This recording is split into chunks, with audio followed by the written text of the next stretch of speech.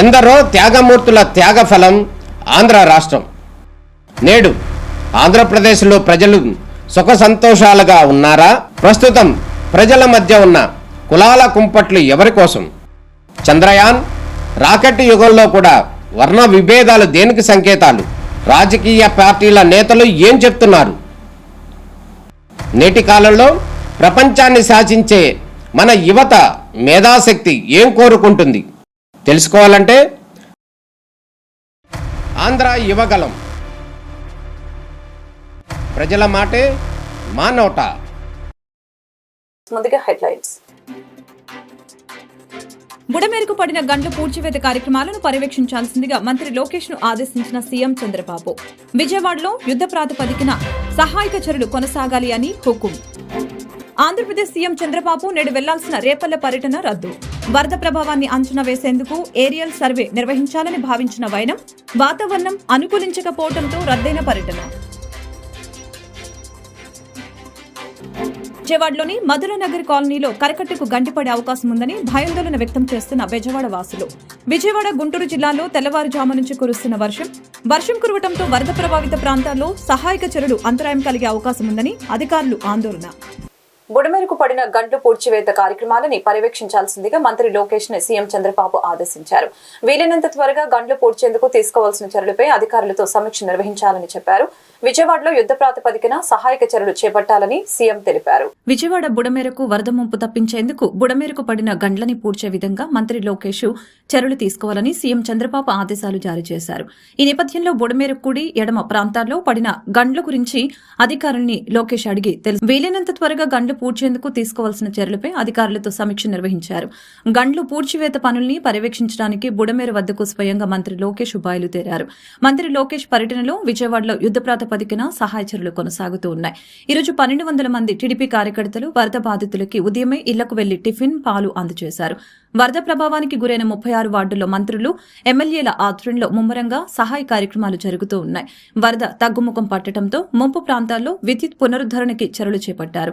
ప్రకాశం బ్యారేజీ వద్ద భారీగా తగ్గిన వరద ప్రస్తుత ప్రవాహం 4,56,900 క్యూసెక్లుగా ఉంది. ప్రాజెక్టు గేట్ల నిపుణుడు కన్నయ్య నాయుడు పర్యవేక్షణలో దెబ్బతిన్న గేట్ల పునరుద్దరణకి చర్యలు ఇప్పటికే చేపట్టడం జరిగింది. ఆంధ్రప్రదేశ్ సీఎం చంద్రబాబు బుధవారం చేపట్టవలసిన రేపల్లె పర్యటనని రద్దు చేసుకున్నారు. వరద ప్రభావాన్ని అంచనా వేసేందుకు ఏరియల్ సర్వే నిర్వహించాలని భావించిన వాతావరణం అనుకూలించకపోవడంతో రద్దు చేశారు. విజయవాడ కలెక్టరేట్లో వరద బాధితులకి సహాయ కార్యక్రమాలపై అధికారులతో సమీక్ష నిర్వహించారు. ఆహార పంపిణీ, పారిశుద్ధ్య కార్యక్రమాలపై ఆరా తీశారు. బాధితులకి వైద్య సాయం అందించడంలో ఎలాంటి వైఫల్యాన్ని సహించబోనని అధికారులకి తేల్చి చెప్పారు. వరద కారణంగా కాలనీలు, ఇళ్లలో పేరుకుపోయిన బురదని తొలగించాలని పారిశుద్ధ్య సిబ్బందిని ఆదేశించారు. కాగా మంగళవారం వరద ప్రభావిత ప్రాంతాల్లో చంద్రబాబు పర్యటించిన విషయం తెలిసిందే. వాహనాలు వెళ్లే పరిస్థితి లేకపోవడంతో సీఎం చంద్రబాబు జేసీబీలో కూర్చొని లోతట్టు ప్రాంతాల ప్రజల్ని పరామర్శించారు. జకంపూడి, సింగ్నగర్, సితారా సెంటర్ ప్రాంతాల్లో పర్యటించి అక్కడి ప్రజల ఇబ్బందుల్ని అడిగి తెలుసుకున్నారు. ప్రభుత్వం తరపున సాయం చేస్తామని వారికి హామీ ఇచ్చారు. వాటర్ అంతా డ్రైన్ అవుట్ చేయడం, డ్రైన్స్ అంతా క్లీన్ చేసేయడం, అదే సమయంలో బ్లీచింగ్ కానీ లేకుంటే ఏమి చేస్తే ఎఫెక్టివ్గా ఉంటుందో డ్రోన్స్ ఉపయోగించి ఏమైనా లిక్విడ్ స్ప్రే చేయగలుగుతామా, టోటల్ శానిటేషన్కి ఆ ఎక్సర్సైజ్ కూడా స్టార్ట్ చేస్తున్నాం. అదే మరిగా ఎక్కడెక్కడ రోడ్స్ అన్ని కూడా ఒకసారి డ్రోన్ ద్వారా పిక్చర్స్ తెప్పించి ఎవరన్నా భోంచేసి రోడ్డు మీద పారేసినా అవన్నీ క్లీన్ చేయడానికి అనేక చర్యలు చేపట్టాం. దాన్ని కూడా సాయంత్రానికి మళ్ళా అనలైజ్ చేసుకొని ఎక్కడ కూడా రోడ్డు మీద తిని పారేసిన ఇది కానీ కాగితాలు కానీ ఏమీ లేకుండా చాలా క్లీన్గా పెట్టడం కోసం ఆలోచిస్తున్నాం. అదే మరి ఎక్కడన్నా డెడ్ బాడీస్ మిస్ అయ్యుంటే ఆ డెడ్ బాడీస్ తీసుకొచ్చి పోస్ట్ మార్టం చేసి ఆ కుటుంబ సభ్యులకు అప్పజెప్పే బాధ్యత. అదే మరి ఎక్కడైనా సరే ఈ పశువులు ఏవైనా కళేబరాలుంటే అవన్నీ కూడా డిస్పోజ్ చేయడానికి వెటనరీ డిపార్ట్మెంట్ కూడా బాధ్యతలు అప్పచెప్పాం. ఇవన్నీ కానీ ఉంటే ఎక్కడికక్కడ అనారోగ్య సమస్యలు వస్తాయి. అదే మరి ఎపిడమిక్ స్ప్రెడ్ అయ్యే పరిస్థితి వస్తుంది. ఇవన్నీ కూడా చేయమని చెప్పి చాలా స్పష్టంగా ఆదేశాలు ఇచ్చాం. ఈరోజు నేను ఒక 25 కిలోమీటర్ల దగ్గర తిరిగాను. తిరిగిన తర్వాత చాలా వరకు మీరు చూస్తే ఒక హ్యూమన్ స్టోరీస్ కూడా ఓసారి ఒక కష్టం ఏ విధంగా తెస్తుందని ఆలోచించినప్పుడు నేను ఒక ప్రాంతానికి వెళ్తే, అంబాపురం వెళ్తే, అక్కడ నన్ను వచ్చి అడిగింది ఫుడ్ పాకెట్స్ పంపించారు. నిన్నటి నుంచి మా పిల్లలకు మంచినీళ్లు ఇవ్వలేకపోతున్నాం కాబట్టి ఆ మంచినీళ్లు పంపించమనే పరిస్థితికి వచ్చారు. అవి చూసినప్పుడు చాలా బాధేస్తుంది. అంటే పిల్లలకు మంచినీళ్లు ఇవ్వలేకపోయే పరిస్థితి వచ్చినప్పుడు పేరెంట్స్ ఎంత బాధపడుతున్నారో దీన్ని బట్టి అర్థమవుతుంది.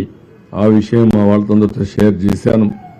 ఇప్పటి వరకు కమాండ్ కంట్రోల్ రూమ్ నుంచి వరద బాధిత ప్రాంతాలని పర్యవేక్షిస్తున్న లోకేష్ ముఖ్యమంత్రి ఆదేశాలతో బుడమేరు వద్దకు చేరుకున్నారు. బుడమేరు కుడి ఎడమ ప్రాంతాల్లో పడిన గండ్లు గురించి నారా లోకేష్ అధికారుల్ని అడిగి పూర్తి వివరాలు తెలుసుకున్నారు. వీలైనంత త్వరగా గండ్లు పూడ్చేందుకు తీసుకోవాల్సిన చర్యలపై అధికారులతో సమీక్ష నిర్వహించారు. ఆపై గండి పూడ్చివేత పనుల్లో వేగం పెంచారు. ముందుగా ఇసుక బస్తాలు వేసి నీటి ప్రవాహాన్ని ఆపారు.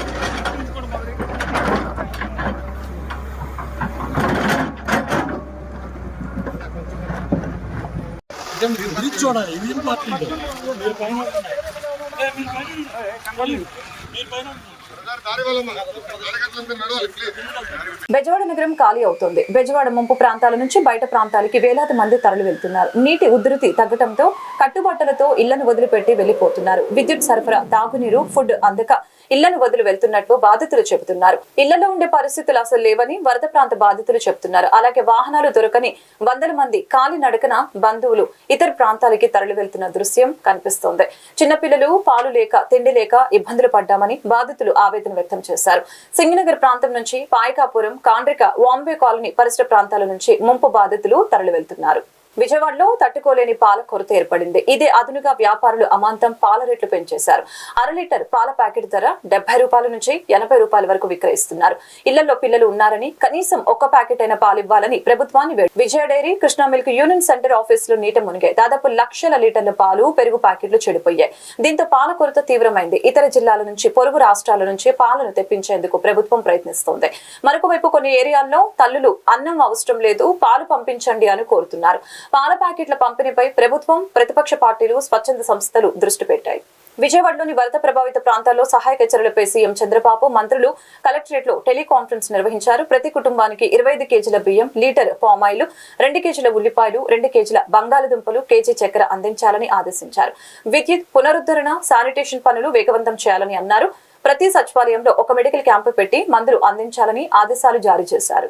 సీఎం చంద్రబాబు మరొక కీలక నిర్ణయం కూడా తీసుకున్నారు. వరదల్లో మృతి చెందిన వారి కుటుంబాల సభ్యులకి 5 లక్షల చొప్పున పరిహారం వెంటనే ఇవ్వాలని ఆదేశించారు. అలాగే అనాథ మృతదేహాలకి ప్రభుత్వమే అంత్యక్రియలు నిర్వహిస్తుందని తెలిపారు. జిల్లాలో విష జ్వరాలతో ప్రజలు బాధపడుతున్న విషయాన్ని కలెక్టర్లు ప్రభుత్వం దృష్టికి తీసుకువచ్చారు. అంతేకాకుండా వరదల వలన రకరకాల ఇన్ఫెక్షన్లు వచ్చే ప్రమాదం ఉండటంతో సీఎం చంద్రబాబు ప్రతి సచివాలయంలో మెడికల్ క్యాంప్ ఏర్పాటు చేయాలని ఆదేశించారు. 11,43,000 క్యూసెక్స్ ఆఫ్ వాటర్ వచ్చింది. డిజైన్ చేసింది 11,90,000కి. ఇంకొక 40,000 కానీ పెరుగుంటే చాలా ప్రమాదం అయ్యేది. 11,43,000 క్యూసెక్స్ ఆఫ్ వాటర్కే భవానీపురంలో ఓవర్ఫ్లో అయింది.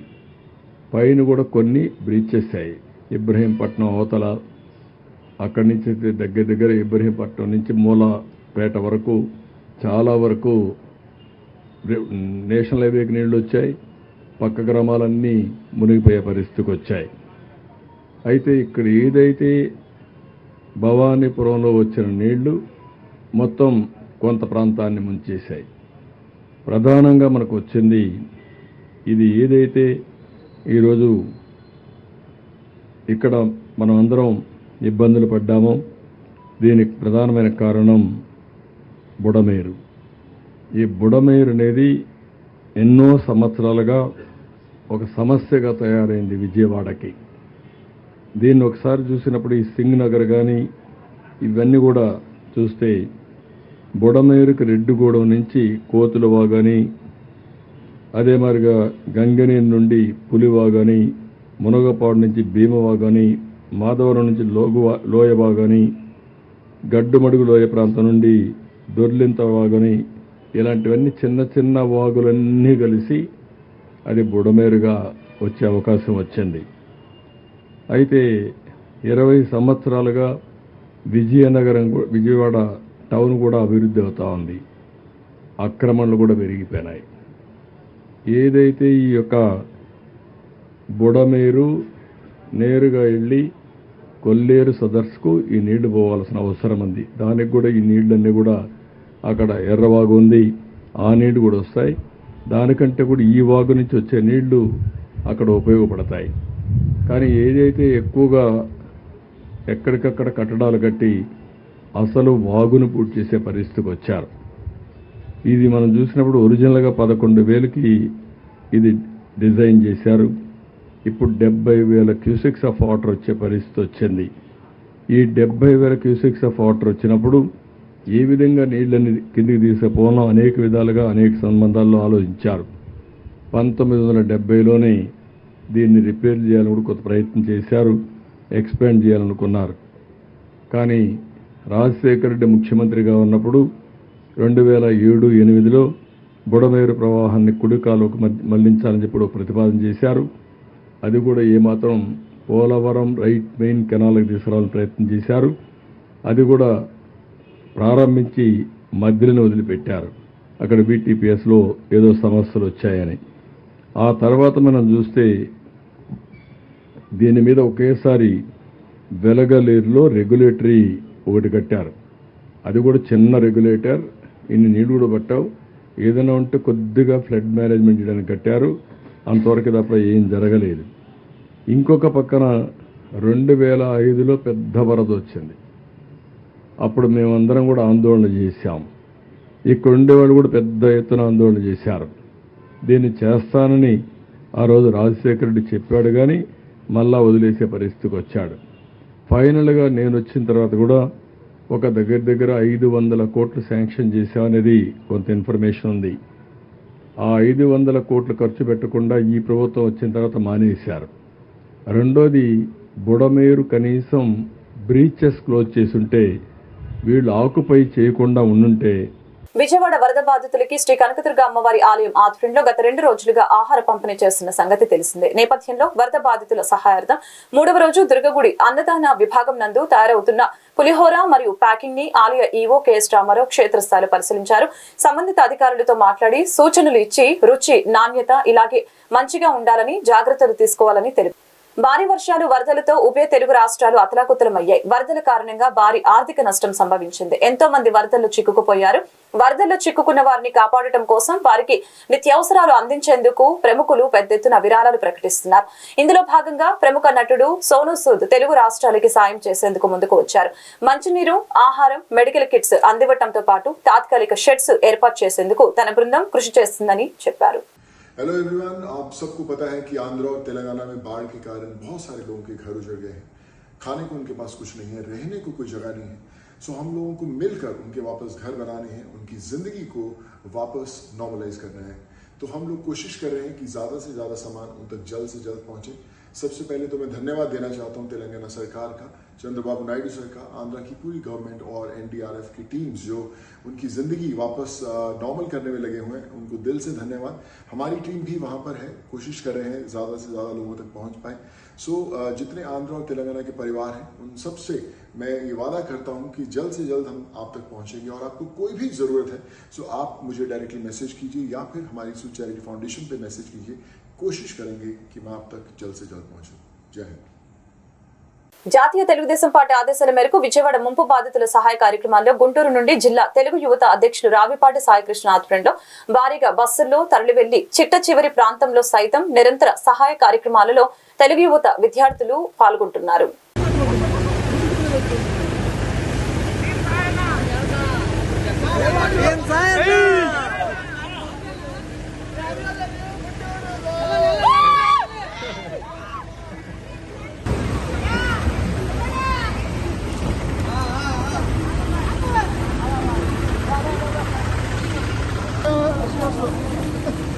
अरे adjust చేద్దాం.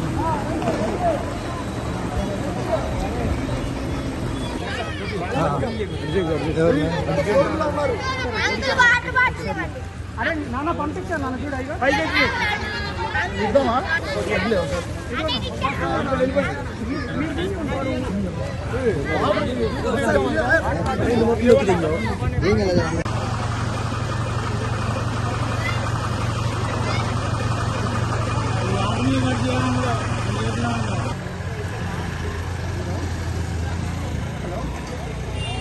నిన్న టీవీ ఛానల్స్ లో వరద బాధితులు భోజనాలు రోడ్డు పక్కన పడేశారు అనే వార్తతో అధికారులు సరికొత్తగా ఆలోచించి ఈరోజు ఏలూరు కాల్వలో భోజనాలు పడేసిన వైనం.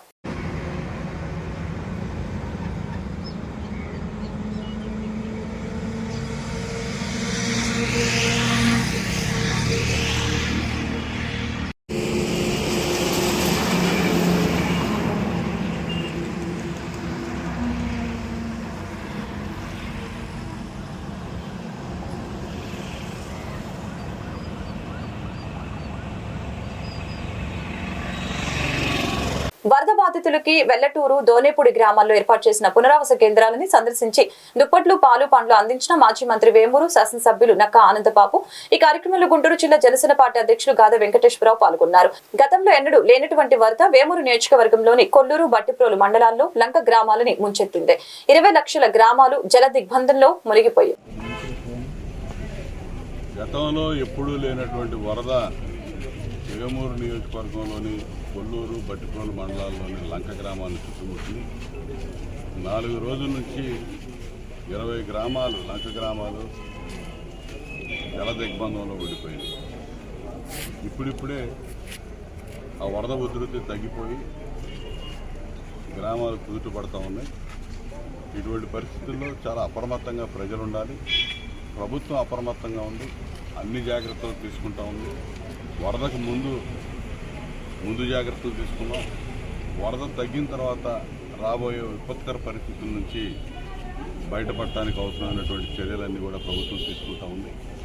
ఇలా చంద్రబాబు నాయుడు గారి నేతృత్వంలో కూటమి ప్రభుత్వం ఇవాళ అన్ని రకాలుగా చంద్రబాబు నాయుడు గారు ఒక స్ఫూర్తిని ఇచ్చాడు. ఈ వరదల్లో ఏ విధంగా కష్టపడాలి, పనిచేయాలి, ప్రజలకు ఏ విధంగా అందుబాటులో ఉండాలి, వాళ్ళకి ఏ విధంగా ధైర్యాన్ని కల్పించాలనే దానిలో చంద్రబాబు నాయుడు గారు, పవన్ కళ్యాణ్ గారు ఇవాళ గ్రామాల్లో కూడా తెలుగుదేశం పార్టీ, జనసేన పార్టీ శ్రేణులు ఈ 4 రోజులు ప్రభుత్వ యంత్రాంగంతో కలిసి అనేక రకాలుగా కష్టపడి పనిచేశారు. వాళ్ళకి అండగా ఉన్నారు.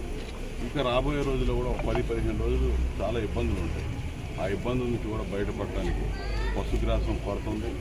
పశువులకి రాష్ట్రాన్ని అందించాలి, ప్రజలకు నిత్యావసర సరుకులు అందించాలి, మంచినీళ్ళు అందించాలి, పాడైపోయినటువంటి ఎలక్ట్రిసిటీ వ్యవస్థను బాగు చేసుకోవాలి, రోడ్లు, పారిశుద్ధ్యం, వీటన్నిటి మీద కూడా చర్యలు తీసుకోవడానికి అన్ని రకాలుగా ప్రభుత్వం యంత్రాంగం అంతా సిద్ధంగా ఉంది. ఖచ్చితంగా ఇవన్నీ కూడా ప్రజలు కూడా సహకరించి అప్రమత్తంగా ఉంది. ఈ వరదల నుంచి ఎప్పుడూ లేనటువంటి రానటువంటి ఈ వరద ప్రభావం నుంచి స్వాంతలు చేకూర్చే విధంగా అందరూ కూడా బయటపడాలని చెప్పి మనస్ఫూర్తిగా కోరుకుంటున్నాం. మా వంతు సహకారం పూర్తిగా ఈ ప్రజలకి ఇచ్చేదానికి అన్ని రకాలుగా కూడా అండదండగా ఉండడానికి మేము కృషి చేస్తామని చెప్పి. గర్భిణీలు బాలింతలకి పౌష్టికాహారం తప్పనిసరి అని డిఆర్ఓ తిప్పే నాయక్ వెల్లడి. వీళ్ళందరినీ ఈ రోజు పిలవడం జరిగింది. మనం ఏం చేయాలంటే ఇక్కడ నుంచి వెళ్ళిన తర్వాత మన లబ్ధిదారుల కుటుంబాలు ఎక్కడున్నాయి, ప్రతి ఒక్క కుటుంబాన్ని కూడా ఎడ్యుకేట్ చేసుకుంటూ ఉండాలి. అందులో మనం గత కొద్ది సంవత్సరాలుగా చెప్తున్నది ఏంటంటే కిచెన్ గార్డెన్స్ గురించి. కిచెన్ గార్డెన్ ప్రతి అంగన్వాడీ సెంటర్లో కూడా కిచెన్ గార్డెన్ మనకు ఎండాకాలం ఒక్కసారి మనకు ప్రాబ్లం అవుతుంది తప్ప మిగతా సీజన్ అన్నింటిలో కూడా కొద్ది ప్లేస్లో అయినా సరే కొన్ని అయినా సరే కిచెన్ గార్డెన్ మనం ప్రమోట్ చేసుకోవాలి. అలాగే ఇంతకుముందు అయితే పంచాయతీ లెవెల్లో అయితే ఊరు మొత్తానికి సరిపడా ఒక ఎకరం వరకు అయినా సరే కూరగాయలు ఆకుకూరలు పండించేటట్టు NRCSతో ట్యాగ్ చేసి మరి అక్కడి కూరగాయలు ఊరు వాళ్ళంతా కొనుక్కొని వాడుకునేటట్టు, లేకపోతే అక్కడ గర్భిణీలకు బాలింతలకు అవి ఇచ్చేటట్టు ప్రాక్టికల్గా మనం చేయడం జరిగింది. సో ఇవన్నీ కూడా మళ్ళీ మనం అడాప్ట్ చేసుకోవాల్సిన అవసరం ఉంది. అలాగే నగరాల్లో కూడా మాకు అక్కడ అసలు ఎక్కడ ప్లేస్ ఉంటుంది, మేము అసలు ఈ మొక్కలు పెంచుకోవడానికి అనే వాళ్ళకు కూడా మరి హార్టికల్చర్ డిపార్ట్మెంట్ నుంచి న్యూట్రిటివ్ కిట్స్ కూడా అక్కడ ఇస్తూ మరి టెర్రస్ పైన చిన్న చిన్న గార్డెన్ లాగా ఆకుకూరలు పెంచుకోవడం గురించి కూడా తరబీదు ఇచ్చారు. వీళ్ళందరితో కూడా మనం కోఆర్డినేట్ చేసుకుంటూ గ్రామాల్లో మరి న్యూట్రిటివ్ డైట్ని ఏ విధంగా అలవాటుగా మార్చుకోవాలనే దాని గురించి మనము ప్రచారం చేయాల్సిన అవసరం ఉంది. స్వాతంత్రం వచ్చిన తర్వాత మన మరణాల రేటు మన జీవన యొక్క సగటు రేట్ వచ్చేసి 36 సంవత్సరాలు ఉండేది. ఇప్పుడు అది 64కి వచ్చింది. అంటే మనిషి ఇంతకు మునుపు స్వాతంత్రం వచ్చిన తర్వాత ఎంతకాలం జీవిస్తాడు అనేది చాలా నమ్మకం లేనటువంటి విషయం. అది ప్రభుత్వాలు పనిచేయడం వల్ల, ప్రభుత్వం అన్ని దశల్లోనూ పనిచేయడం వల్లను, అదేవిధంగా అన్ని రకాల సదుపాయాలు కల్పించడం వల్లను మనకు జీవన ప్రమాణం అనేది గణనీయంగా పెరిగింది 77 సంవత్సరాల్లో. అదేవిధంగా నాకు తెలిసి 1977 వరకు కూడా కొన్ని మరణాలు అంటే ఆహారం లేక మరణించినటువంటి కొన్ని కేసెస్ రిజిస్టర్ అయినట్టుగా నాకు తెలిసి నేను చదివినటువంటి లేదంటే ఫాలో అయినటువంటివి 77 వరకు కూడా అక్కడక్కడ ఆహారం లేక మరణించే ఆకలి చావులు అనేటువంటివి ఉండేటివి. కానీ ఈరోజు మన దేశంలో ఎక్కడా కూడా ఆకలి చావులు లేవు. సో ఈరోజు ఈ కార్యక్రమం ఇక్కడ పెట్టడము, ఈ కార్యక్రమంలో నేను పాల్పంచుకోవడం అనేది నేను అదృష్టంగా భావిస్తున్నాను. ఎందుకంటే చాలా వరకు మనం ప్రభుత్వ ఉద్యోగులుగా మనం చేయాల్సినటువంటి అన్ని బాధ్యతలు కూడా సక్రమంగా ఇందాకనే పీడీ గారు చెప్పినట్టుగా మొక్కుబడిగా చేయకుండా మనం మనస్ఫూర్తిగా చేయగలిగితే మనం ఇంకా చాలా అభివృద్ధిని సాధించవచ్చు. భారత విప్లవ కమ్యూనిస్టు పార్టీ ఆర్సీపీఐ ఆవిర్భవించి 90 వసంతాలు పూర్తి చేసుకున్న వేళ కాకినాడ జిల్లా ప్రథమ మహాసభల్ని సెప్టెంబర్ 30వ తారీఖున కాకినాడ పార్టీ కార్యాలయంలో జరుపుకోవాలని నిర్ణయించిన సందర్భంగా కాకినాడ పార్టీ కార్యాలయంలో రాష్ట్ర కార్యదర్శి రంబాల సతీష్ కరపత్ర ఆవిష్కరణ చేయడం జరిగింది. భారత విప్లవ కమ్యూనిస్టు పార్టీ ఆర్సీపీఐ కాకినాడ జిల్లా మహాసభ సెప్టెంబర్ 30వ తేదీన కాకినాడలో జరుపుకుంటున్న సందర్భంగా ఈరోజు కరపత్ర ఆవిష్కరణ చేస్తూ ఉన్నాం. ఈ సందర్భంగా మేము రాష్ట్ర ప్రభుత్వాన్ని డిమాండ్ చేస్తూ ఉన్నాం. ఇంత అకాల వర్షాలు కారణంగా మొత్తం ఆంధ్ర రాష్ట్రం అంతా కూడా వరదలు వచ్చేటువంటి పరిస్థితిలో ఈరోజు రైతులు పంటలు వేసుకున్న సందర్భంగా మొత్తం రాష్ట్ర వ్యాప్తంగా చాలా మటుకు నష్టపోయారు. కాబట్టి తక్షణమే రైతులకి నష్టపరిహారం చెల్లించేదానికి ప్రభుత్వం పూనుకోవాలని డిమాండ్ చేస్తూ ఉన్నాం. ఈరోజు రైతులను పట్టించుకునే ప్రస్తుత తరుణంలో అసలు ఈ ప్రభుత్వం రైతుల గురించి మర్చిపోయిందని మేము ప్రశ్నిస్తూ ఉన్నాం.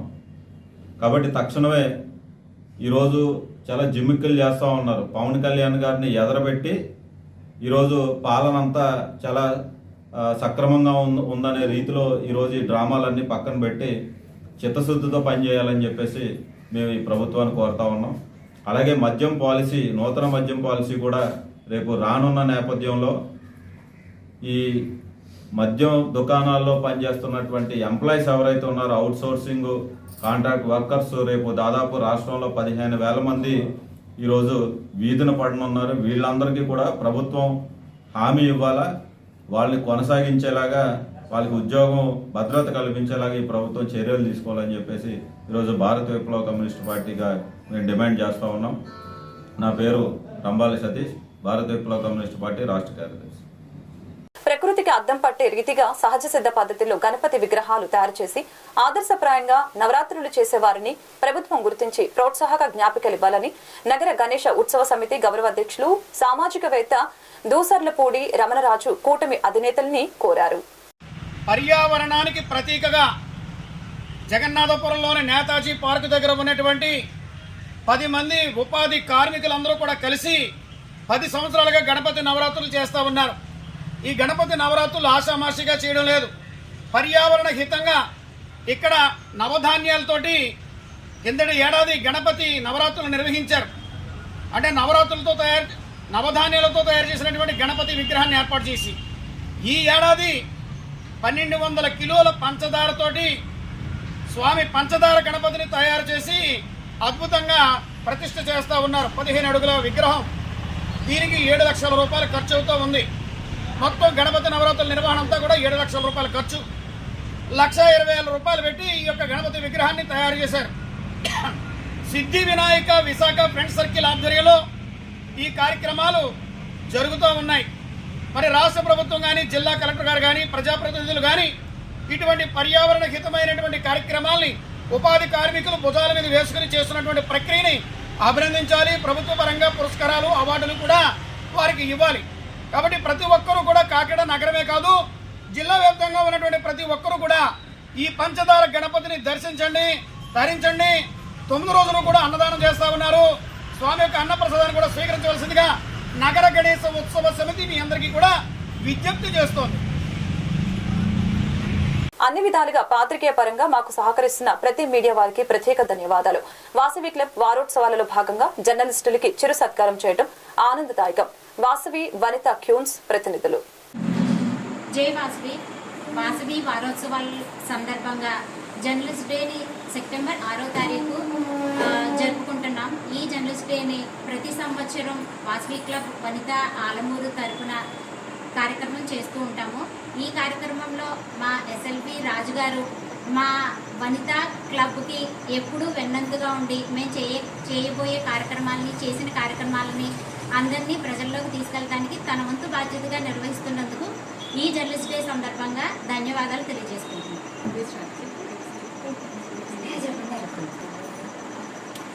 జర్నలిస్ట్ డే సందర్భంగా వాసవి వనిత క్లీన్స్ తరపు నుంచి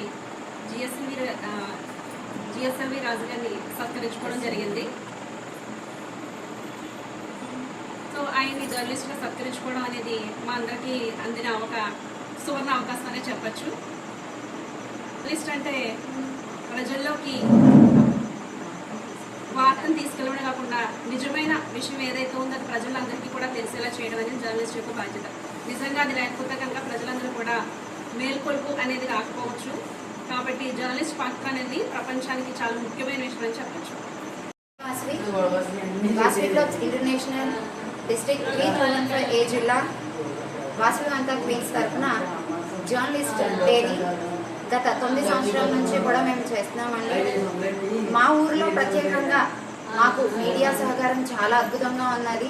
సో వాళ్ళ సహకారాన్ని మేము గుర్తించడం కోసం వాసవి వారోత్సవాల్లో భాగంగా జరుపుకుంటున్న జర్నలిస్ట్ డేని తీసుకుని ఈరోజు జర్నలిస్ట్ అయినటువంటి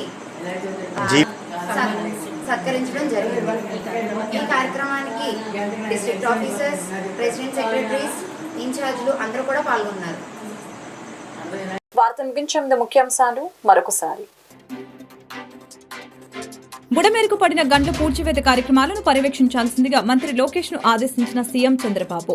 విజయవాడలో యుద్ధ ప్రాతిపదికన సహాయక చర్యలు కొనసాగాలి అని హుకుం. ఆంధ్రప్రదేశ్ సీఎం చంద్రబాబు నేడు వెళ్లాల్సిన రేపల్లె పర్యటన రద్దు. వరద ప్రభావాన్ని అంచనా వేసేందుకు ఏరియల్ సర్వే నిర్వహించాలని భావించిన వైనం వాతావరణం అనుకూలించకపోవడంతో రద్దయిన పర్యటన.